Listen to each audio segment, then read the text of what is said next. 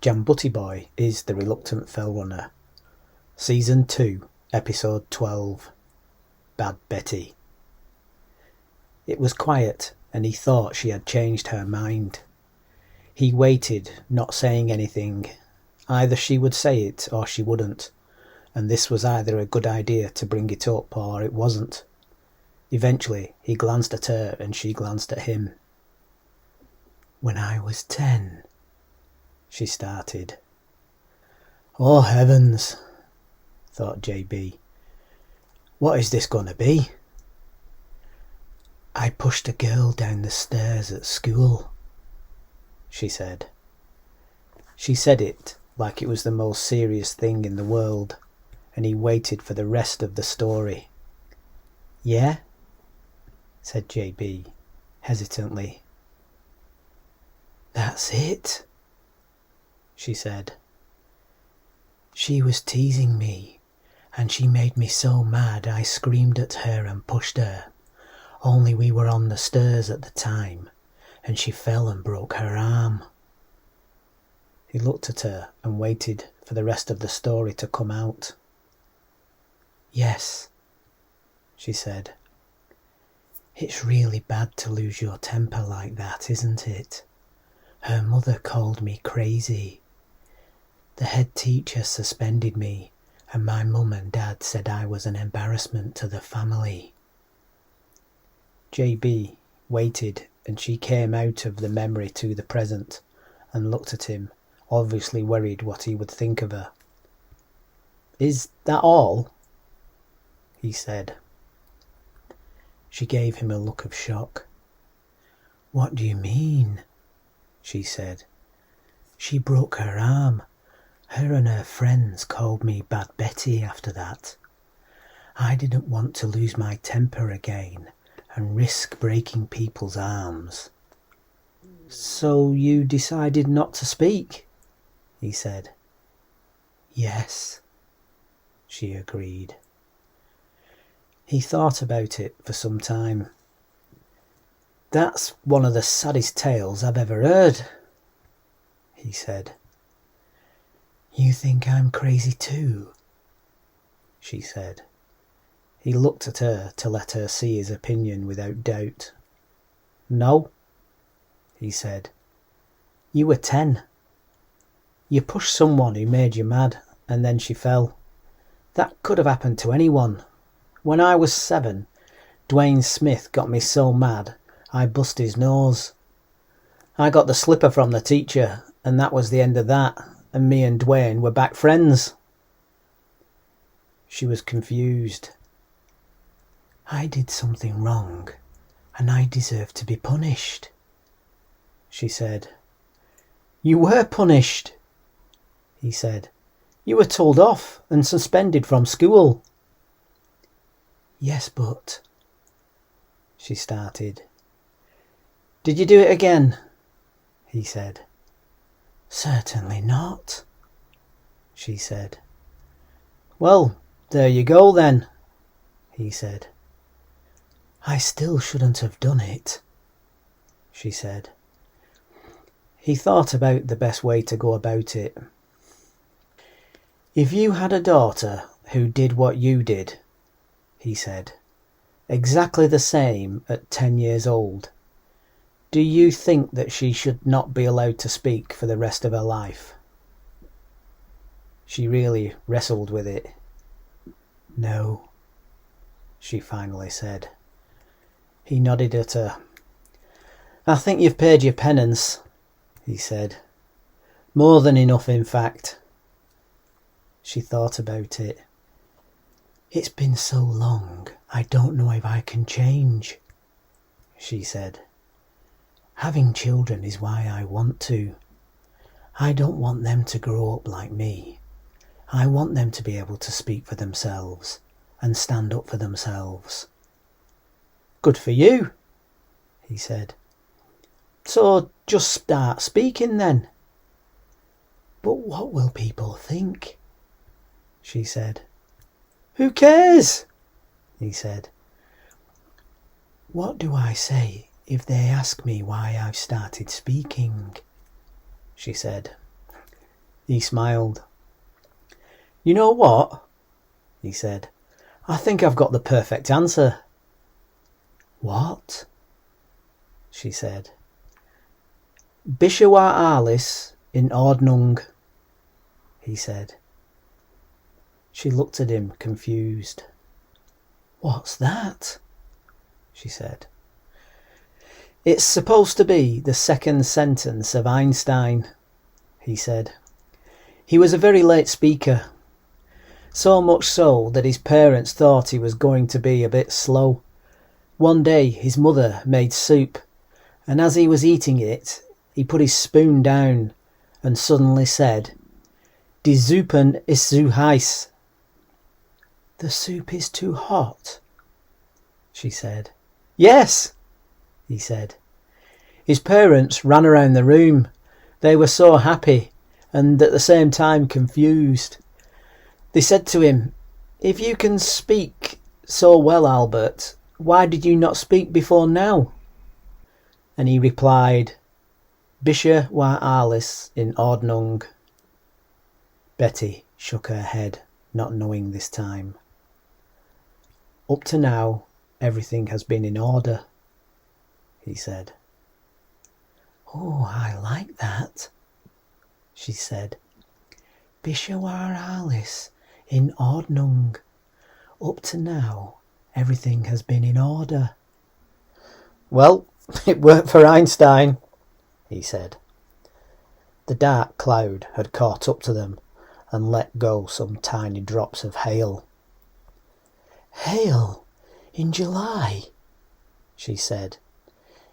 "It will make the village look pretty." "It might have melted to rain by it gets down to them," he said. "All rain falls out of a cloud as snow or ice. It just usually melts before the ground." "I did not know that," she said. He looked up at the sky going darker. She looked up. "Hadn't we better go back?" she said, looking worried. He shrugged. "We're in it now," he said. It started hailing bigger stones of ice, and they came down quickly and hard. Betty looked up. "Ow! They hurt your face when you look up," she said. "Don't look up then," he laughed. He took a quick glance to check the size of the cloud. It was dark, almost black, but it was small. The hailstorm would soon be over. At that moment the cloud emptied its worst and large hailstones came thick and fast. Betty started to panic. She flapped her arms about. When that did not work, she crouched down and curled over, trying to make herself as small as possible. She was screaming, like her screaming would make it go away.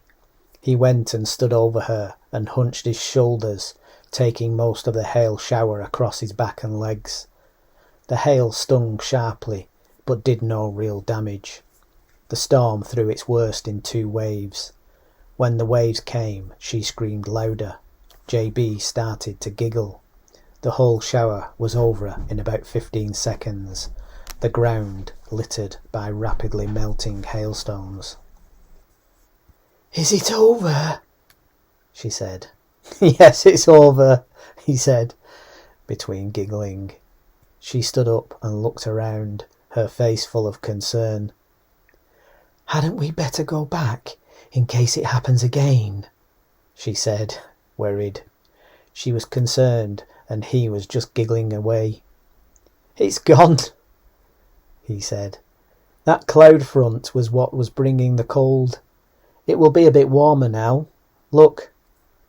The cloud was moving on, greyer now, less black after it had dumped all that hail. Clearer skies were coming. She looked at it for some time before she managed to convince herself that nothing really bad had or was going to happen.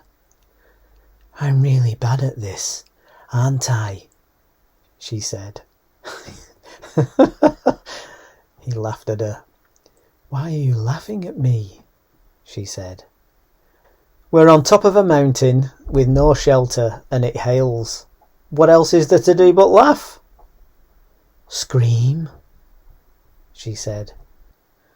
Well, if that makes you feel better, he said.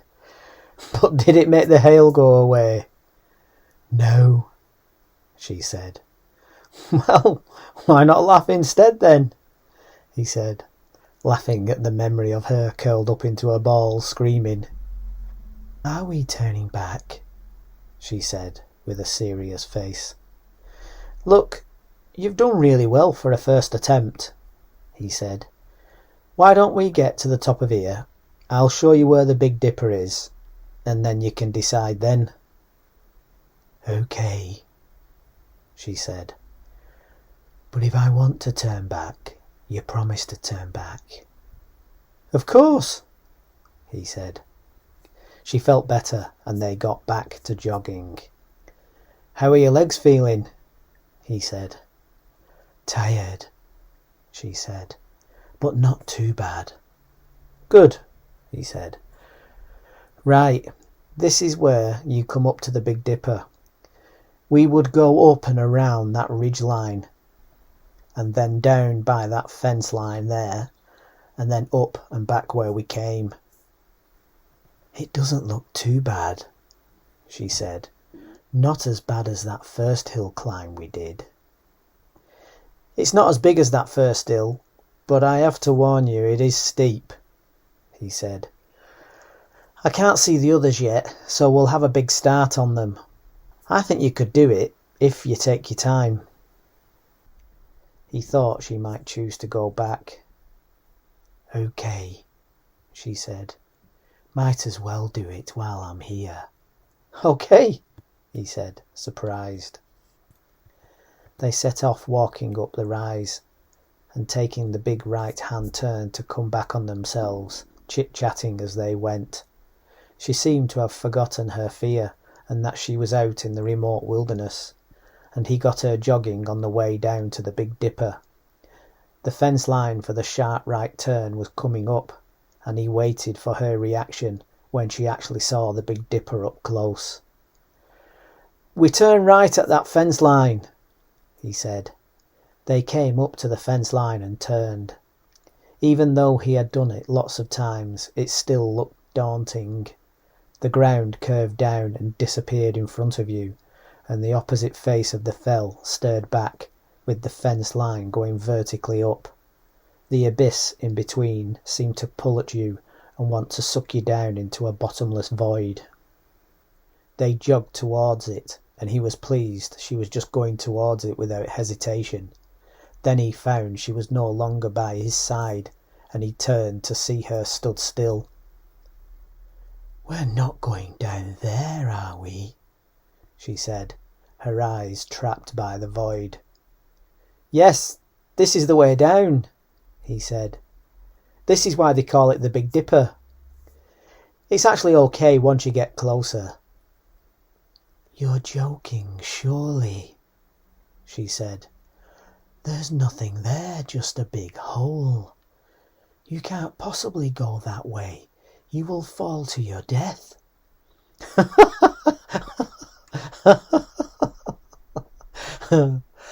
He started laughing, but stopped, thinking it would not help. She started to back up, so he ran back up to her. I can't do it, she said with total conviction. I'll have to go back. Honestly, it's not that bad once you get closer, he said. It's a long way back. Why don't you stick close by me, watch what I do, and if it gets too much, we will go back. She thought about it. You promise, she said. If I say I want to turn back, we'll turn back. Absolutely, he said. She thought about it, and he wondered what she would decide. Okay, she said, but stick by me. Of course, he said. He wanted to set off immediately before she changed her mind, but he waited. Ready? He said. She gathered her strength. Yes, she said. They set off down, him just a little in front. Tell me if I'm going too fast, he said, and I'll slow down. Don't worry, I will, she said seriously. And he laughed. Take little steps, he said. On the way down is going to get your thigh muscles working, breaking all the time. It will feel sore and strange, but try to glide and let gravity help you down. I'll try, she said. They headed for where the ground disappeared. Are you sure we are not going to just drop off the edge of the world? She said. It looks like that from here, but no, we won't. He had pulled away from her and stopped to let her catch up. I know what you mean, she said, rubbing her thighs. He smiled, thinking they were not on the steep bit yet. He tried to take her down a smooth route, avoiding where the little stream had roughly cut the descent. If you zigzag left and right on the way down, it will take away some of the steepness, he said. She watched him do it and then tried to copy. This actually hurts, she said, with a serious face that made him laugh. She turned to run in the opposite direction. It really hurts one foot running sideways, she said. I have to turn the other way after a bit. It's like carrying a heavy suitcase where you have to swap arms. It is, isn't it? He said. Can we stop for a second? She shouted. Okay, he said, coming to a stop and looking back up at her. She stood on a ledge, bent at the knees, and massaged her thighs and shouted angrily. Oh, that hurts! It made him laugh. Why are you laughing at me again? She said, but not angrily. This is all your fault I'm doing this. What on earth am I doing out here in the middle of nowhere?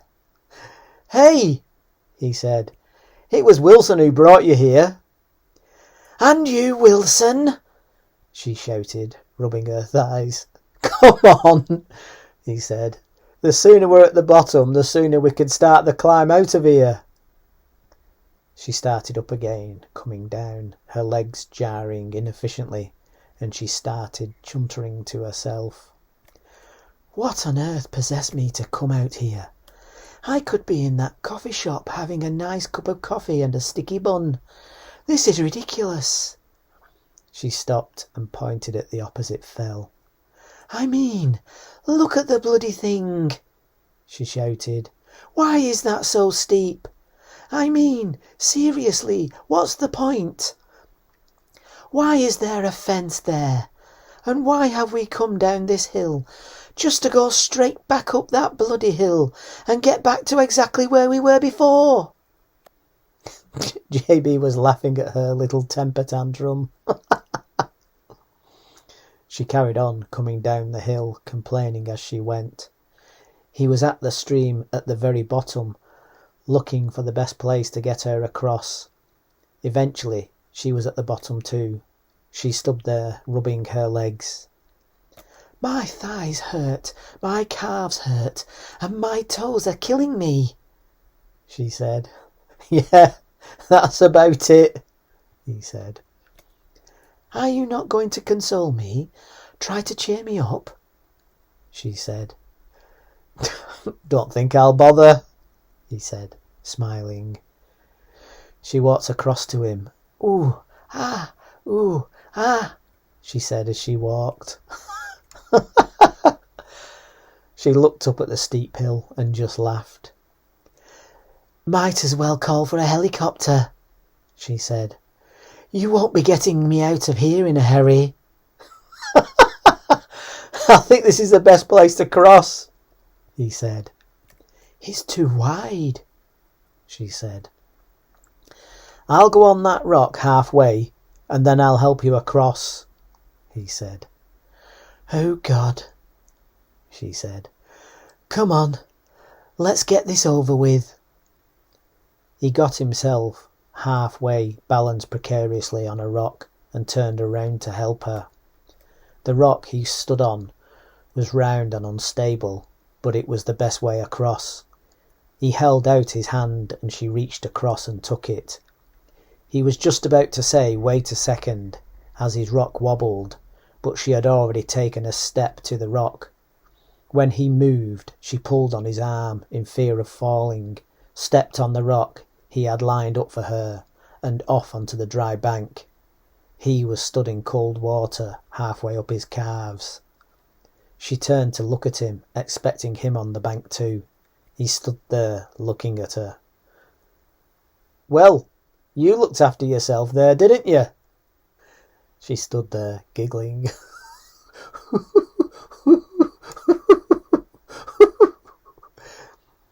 He waded out, to the sound of her laughing louder and louder.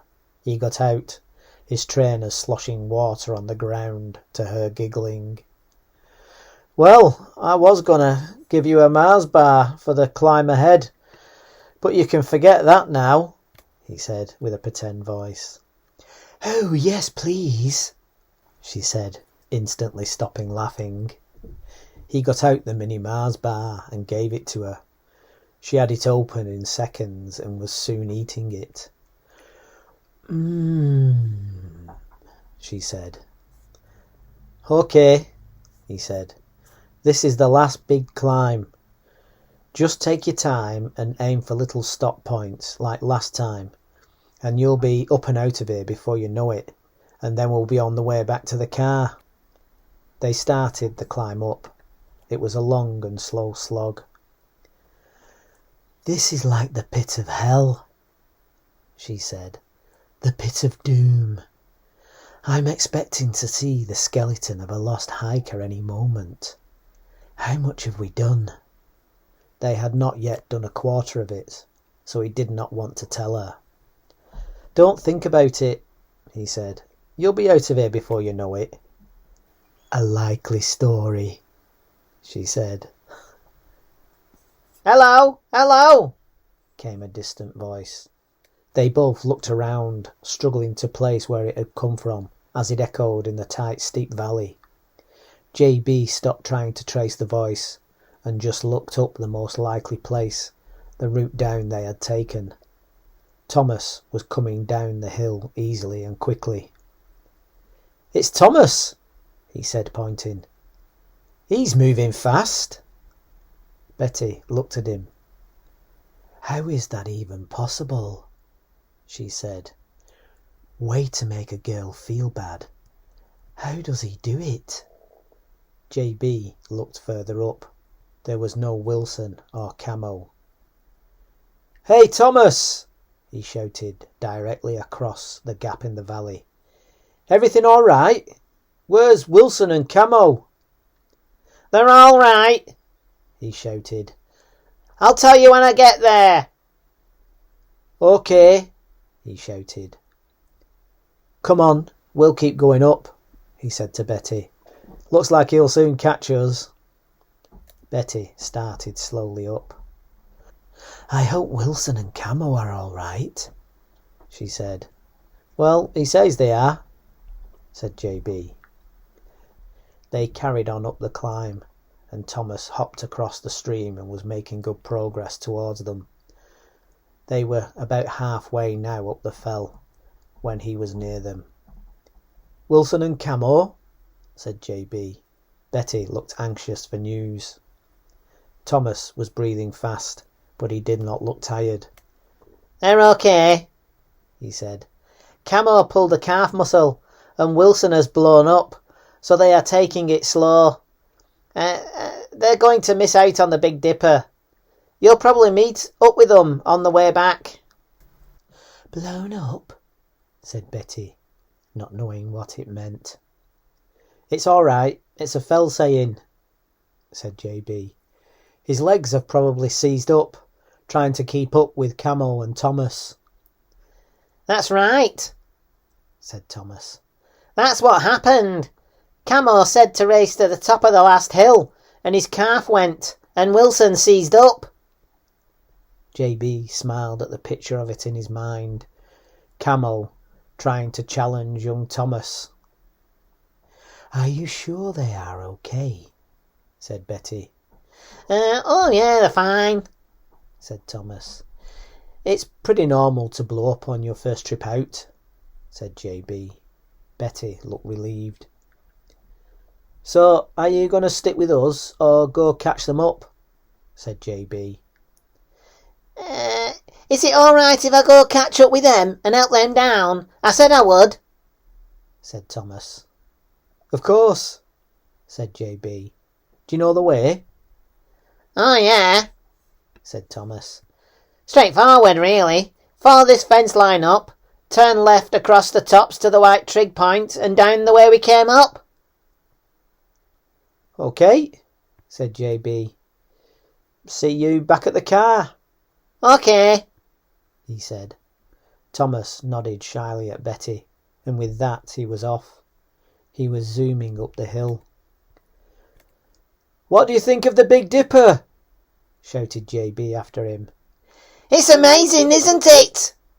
he said, looking back and then back up again, up at the route that they'd come. "So steep. What a workout compared to running on the road. I love it." "Glad your mum brought you then," said JB. "I am," he said. "I really am." "I bet she'd like to hear you say that," said JB. Thomas smiled. "Yes," he said. "She would." He shot off up the hill. "Look at him go," said Betty. "I don't know how he does it. I just can't do it. Must be all those fat stores I'm carrying." JB looked at her. OK, he said. "I'll consider myself told off." She laughed. It was not long before he was way ahead of them as they plodded up. "I really don't know how he does it," said Betty. "I bet you could keep up with him." "No," said JB. "Not that fast. He's going to be a pretty good fell runner if he keeps this up." "Oh," she said, surprised. They were quite quiet on the last part of the climb.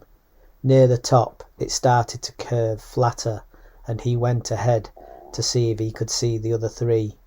He turned back to see her coming up and over the final crest of the hill, wide-eyed and tired. She saw him look and gave up climbing, and put her face uncaring into the grass, and shut her eyes like she could sleep right there. "Oi!" he shouted. "Don't stop now. You might seize up like Wilson. It's better to keep going." She startled herself awake, scared at the idea of seizing up in the middle of nowhere, and clambered over the crest, taking her out of the Big Dipper, and trudged over to him. "I did it," she said, truly pleased with herself. "I did the Big Dipper." "I know," he said, smiling and proud of her. "Have a look at it before we set off again." They both looked back. Their side disappeared down into the void, and now they could see the opposite face of the fell staring back at them. "I can't believe we came down that," she said. "I thought going up would be bad, but I actually think going down was worse. Why is that?" "It's because your legs are breaking all the time," he said. "Gravity's pulling you down, remember?" She shook her head, looking at it, and was obviously very pleased with herself. "Come on," he said. "We'd better get going, before we both seize up." They jogged across the tops and walked the occasional rises. They did not see the three boys. Eventually they could see the white trig point. "I made it back," she said. "Thanks." She said it so seriously, like she had just made it back out of an expedition up the Amazon. "Of course you did," he said. "We'll go down the more circular route. I'd be careful not to pick up too much speed and go too fast. She looked at him to see if he was being sarcastic. I'm being serious, he said. Keep your speed down. They set off at a slow jog, and he made sure he stayed with her.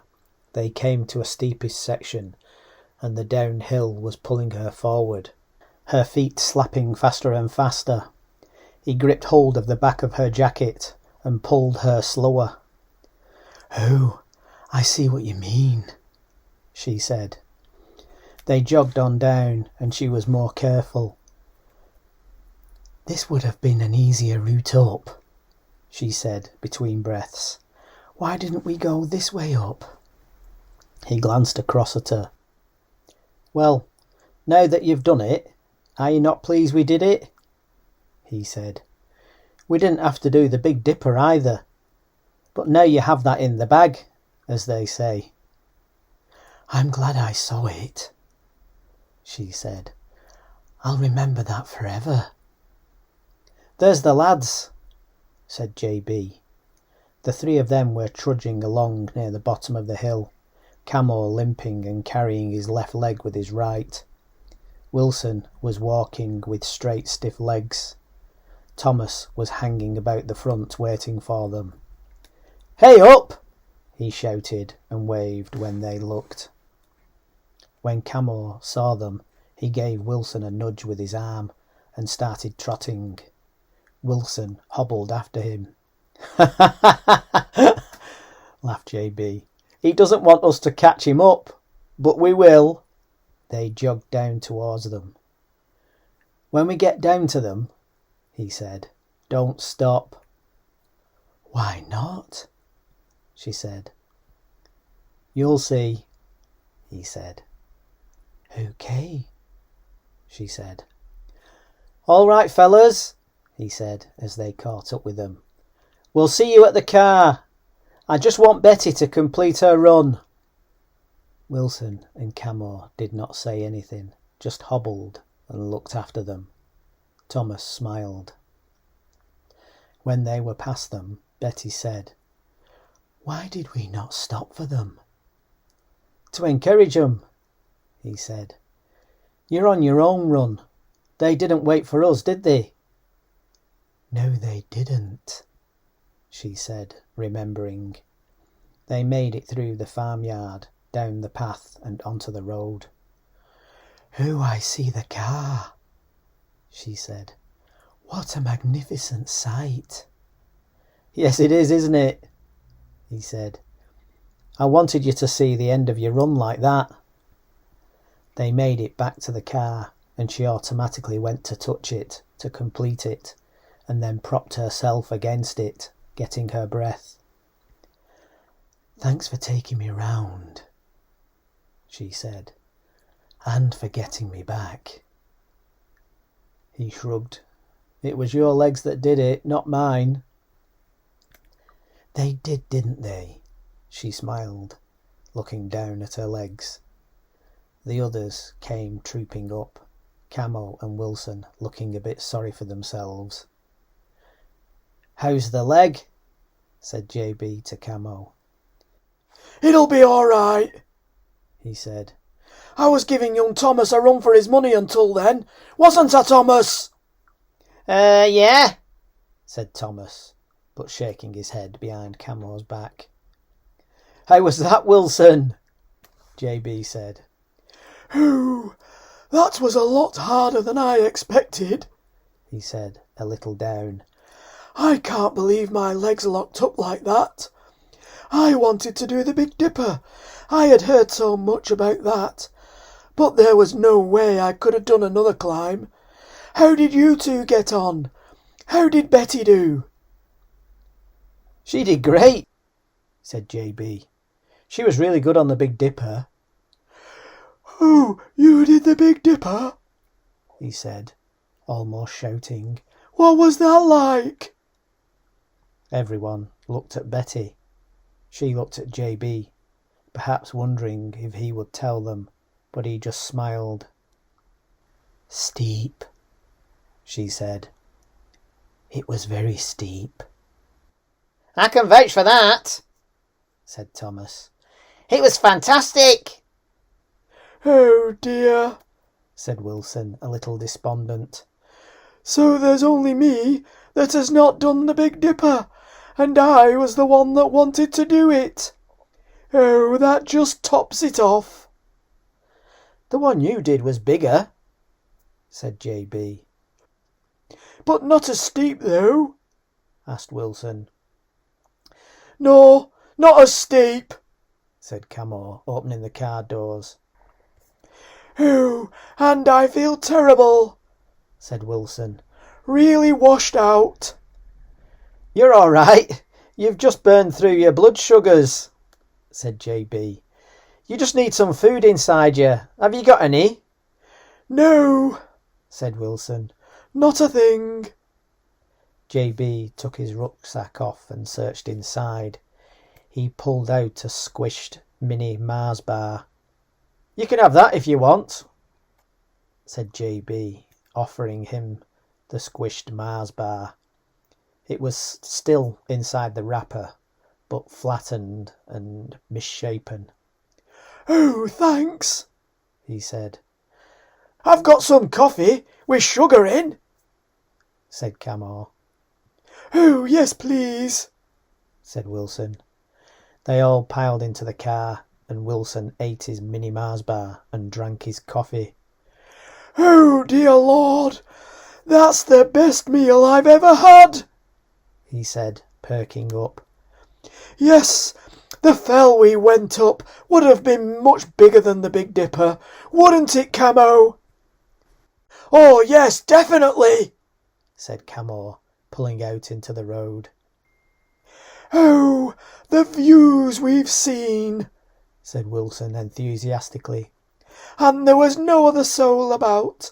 We were in the middle of the nowhere, weren't we, Thomas? The middle of nowhere, repeated Thomas. Thomas looked at Betty. Well done doing the Big Dipper, he said. Thank you, she said. And you too. So quick. JB looked out of the window, up at the fell, Windy Scratch. Before long they were back on the motorway on the way home.